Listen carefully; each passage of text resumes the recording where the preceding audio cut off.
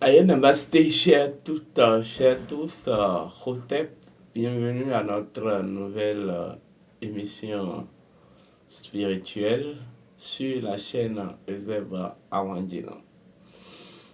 Je remercie tous ceux qui ont assisté à la nuit d'Osiris 2024.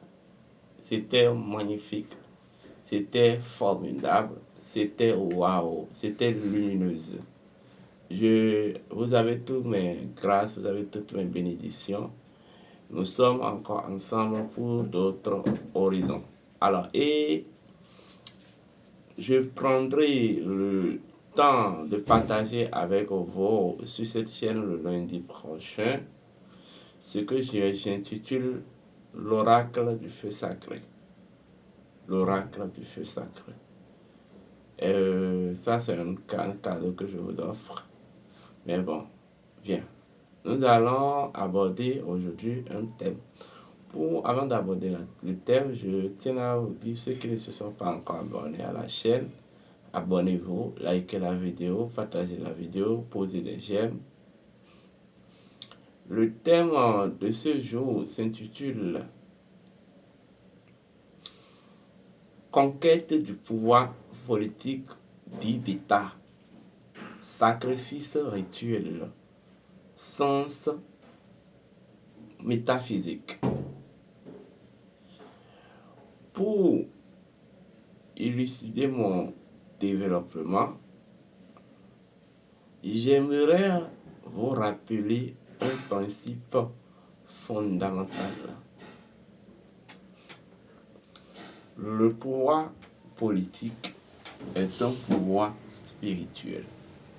D'abord, vous devez comprendre ce que c'est que la métaphysique du pouvoir. Le pouvoir, en fait, s'apparent à ce que je vais appeler de l'exercice de la domination. Le pouvoir, l'instance primordiale du pouvoir, c'est ce qu'on appelle les âmes. Vous comprenez? Et chaque âme est dotée d'une autorité intérieure. Alors, le pouvoir devient un mécanisme de convergence de plusieurs, d'une multitude, d'un ensemble d'autorités d'âme. Vous comprenez? Le pouvoir est l'exercice de la lumière de l'esprit, quel que soit le bord et la configuration. Or, l'âme est une entité spirituelle. Le pouvoir ayant une exercice, ayant une empreinte, ayant en fait une origine de l'âme et ayant une empreinte sur les capacités d'âme, une impact sur les capacités d'âme, on dira que le pouvoir en fait est essentiellement spirituel. Parce que c'est quoi véritablement le pouvoir? Le pouvoir, c'est l'art de dominer, c'est l'art de conduire. C'est l'art de conduire, c'est l'art d'exercer une forme d'ordre. Vous voyez, sur des classes entités. Quand je dis des classes entités, les êtres humains, les âmes aussi sont les âmes humaines sont des entités. Donc, la meilleure manière de conquérir,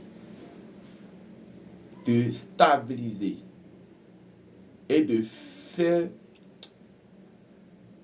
rayonner le pouvoir politique dans le temps, c'est pas l'occultisme. Tous les pouvoirs politiques dits d'état du monde connaissent cette réalité-là. Il ne s'agit pas pour moi ici de venir défendre les sacrifices rituels. Mais il s'agit pour moi de venir vous expliquer le pourquoi des choses. Et c'est à vous d'orienter la compréhension de votre conscience à la chose. Vous savez, moi, je suis un métaphysicien. Et comme vous le savez, nous ne faisons pas les sacrifices humains. Nous, à la rigueur, les sacrifices animaux. Mais si les sacrifices rituels existent, c'est parce qu'il y a un mécanisme naturel qui rend possible leur existence. Donc cela, c'est pas parce que nous ne le faisons pas que cela n'a pas forcément un sens. Il ne s'agit pas pour moi de venir vous expliquer en quoi le truc est mauvais, en quoi le truc est bon. Non, non. Ma démarche n'est pas du tout cela. Mais je vous dis, dans tous les pouvoirs, derrière tous les pouvoirs politiques du monde, se trouve un occultisme. Vous savez, l'élément fondamental sur lequel est basé le pouvoir d'État et même le pouvoir spirituel, c'est le sang. Le sang constitue l'enjeu phénoménal, pilier même du pouvoir.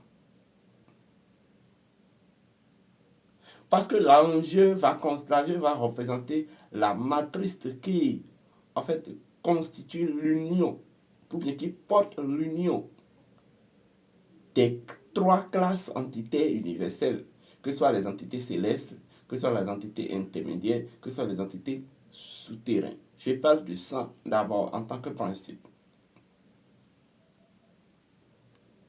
Or, en quelque sorte, le pouvoir est un mécanisme de convergence et de domination entitaire, toute forme de pouvoir. Donc, l'ancrage, le pilier d'ancrage de tout pouvoir demeure le sang. Parce que non seulement le sang porte l'empreinte énergétique de toutes les trois classes entitaires, mais il porte aussi leur programmation naturelle. Donc, le sang représente en fait une matrice de transmission du pouvoir. Le pouvoir, c'est une question du sang, c'est un enjeu du sang. Comprenez ça comme ça. C'est un enjeu du sang. Parce que si vous avez en fait eu la chance d'exercer le pouvoir, c'est parce que à cette existence dans laquelle vous exercez le pouvoir, il y a un autre mécanisme, une autre existence qui a préexistence et qui a préexisté. Il y a un dispositif de votre sang qui a préexisté à votre existence par laquelle vous exercez le pouvoir actuellement et qui favorise en quelque sorte l'exercice actuel de votre pouvoir, l'exercice actuel du pouvoir dans cette existence précise. Voilà même pourquoi vous ne pouvez pas vous lever juste et dire que vous voulez accéder au pouvoir politique n'importe comment. Si il n'y avait pas eu un lien de sang qui préexiste et qui rend possible la chose. Je ne sais pas si vous me comprenez. Parce qu'en réalité, le sang, en tant que principe, comme j'ai coutume de le dire, c'est la circulation, c'est la chapelle de la circulation de l'énergie vitale. Or, le pouvoir, c'est tout simplement, le pouvoir constitue en fait une fréquence d'activité de la vitalité. Quand on veut exercer le pouvoir, on exerce sur les vivants.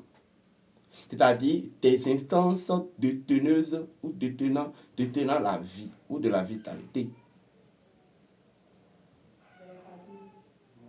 Mais dans la tradition africaine, nous comprenons que il y a ce qu'on appelle de la vitalité active et de la vitalité passive.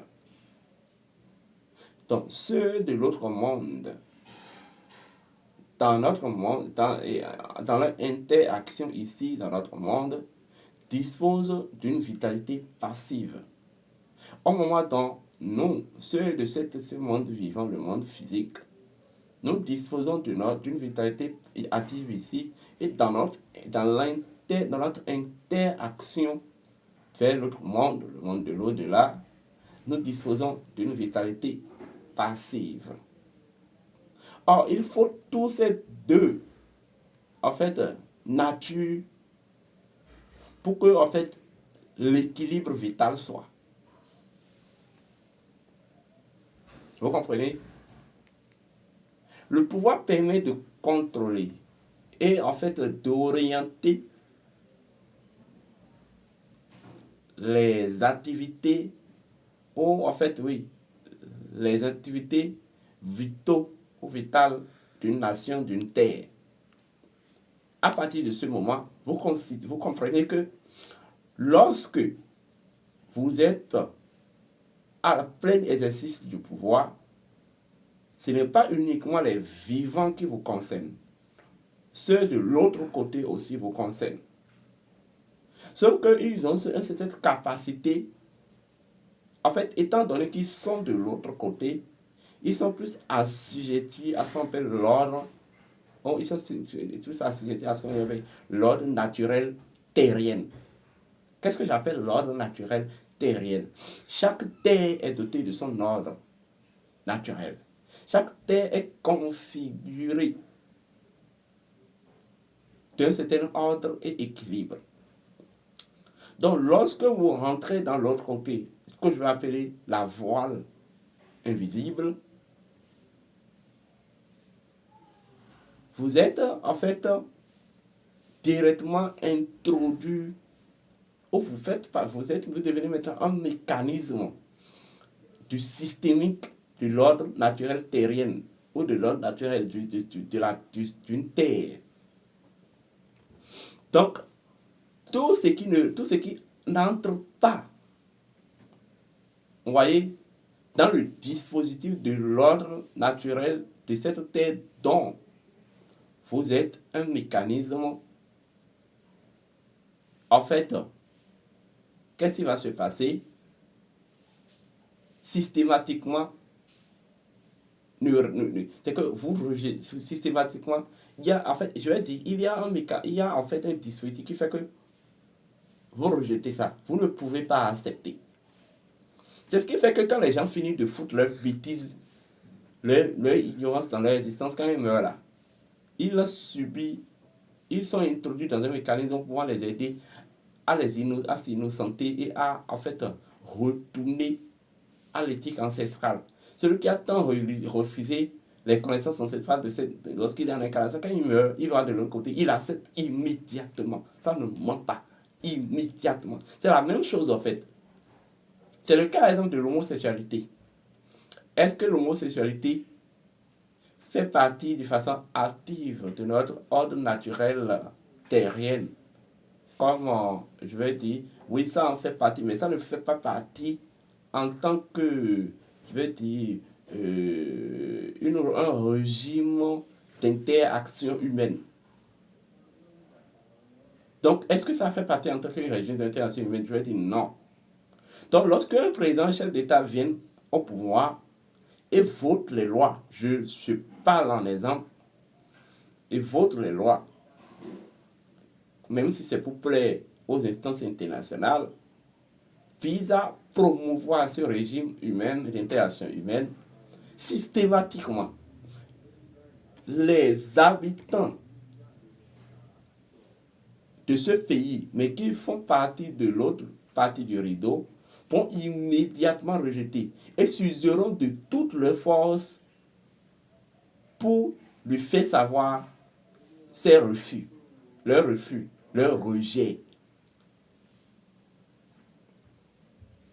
Donc, pour gérer le pouvoir politique d'un pays, il faut accord entre le monde des vivants et le monde des morts.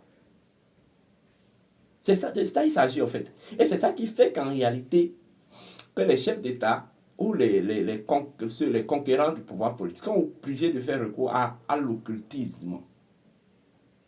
Parce qu'en réalité, Vous savez, ce qui différencie notre monde du monde de l'au-delà, il s'agit d'une fréquence, de la fréquence vibratoire. La différence entre le monde vivant, le monde physique et le monde de l'au-delà, c'est la fréquence vibratoire. La fréquence vibratoire du monde de l'au-delà absorbe la fréquence vibratoire de notre monde.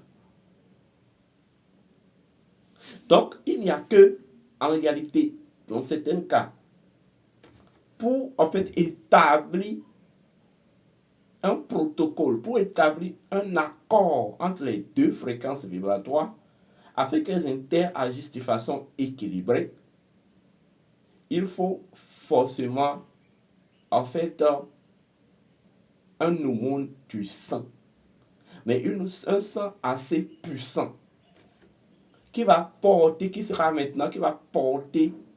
cet équilibre qu'on veut instaurer entre les deux fréquences vibratoires. Vous comprenez?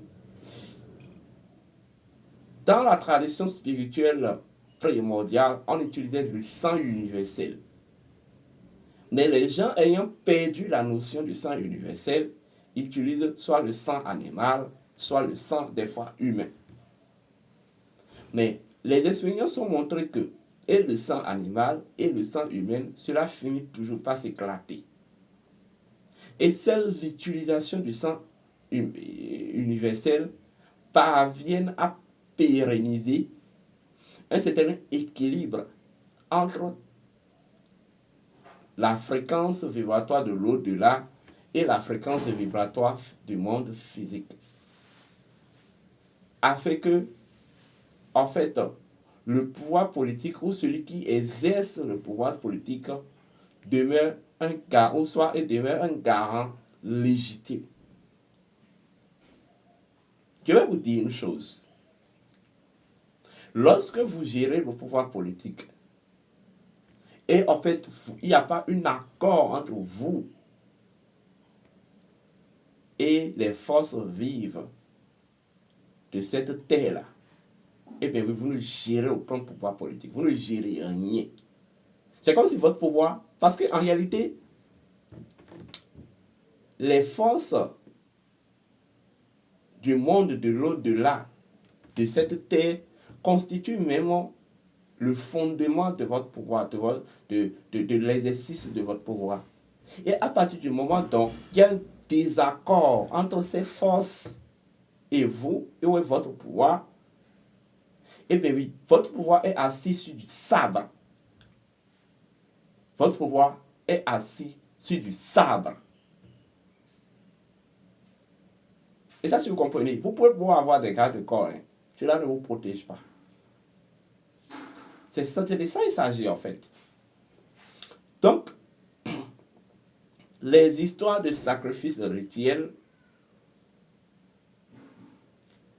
dans toutes les traditions, ont été inventées suite à la perte des connaissances, suite à la perte humaine des connaissances par laquelle nous pouvons canaliser le pouvoir politique grâce au sang universel, grâce à la magie du sang universel.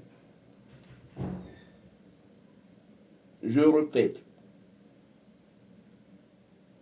la canalisation du pouvoir politique, la consolidation d'équilibre du monde des morts et le monde des vivants au pouvoir politique d'État par le sang humain et animal est limité. Le cycle est limité. Le cycle est connu. Soit c'est un cycle de 33 ans, soit c'est un cycle de 106 ans, soit c'est un cycle de 99 ans, soit c'est un cycle de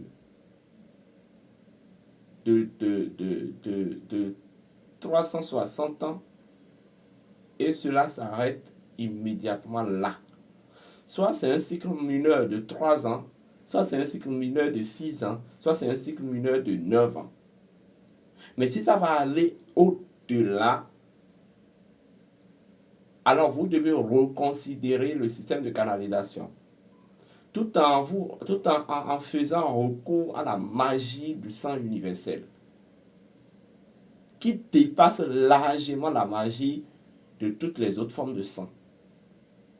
Ce que je dis, beaucoup n'en savent pas dans le monde. Je dis bien dans le monde.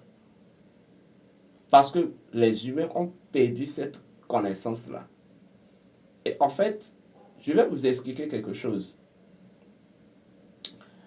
La canalisation. La canalisation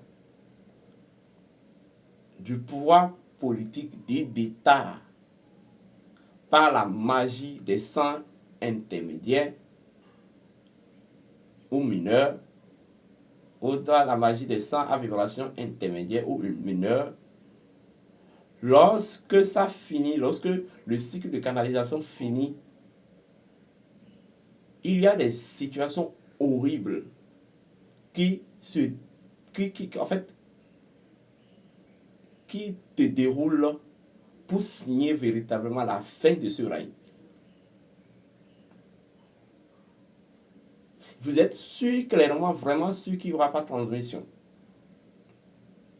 Mais quand c'est le sang universel, cela en fait évolue, ou en fait cela se transmet du cycle évolutif de la nature, d'un cycle évolutif de la nature à un autre.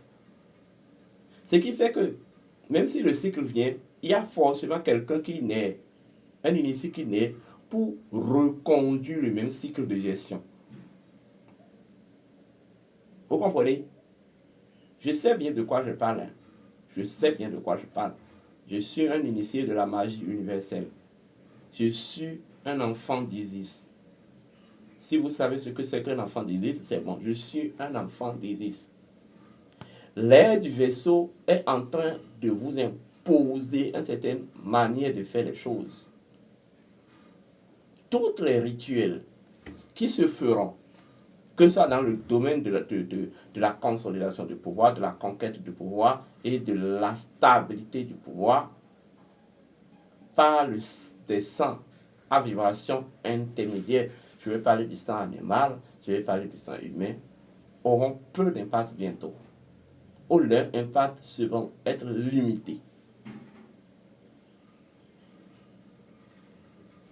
Je sais qu'il y a des entités mystiques qui me coûtent et qui ne sont pas d'accord avec les révélations que je fais. Mais je suis obligé de vous le dire. Le sang universel et la magie du sang universel est l'unique systémique de canalisation du pouvoir, de toute forme de pouvoir, même du pouvoir politique, dans un cycle plus ou moins cosmique et non limité.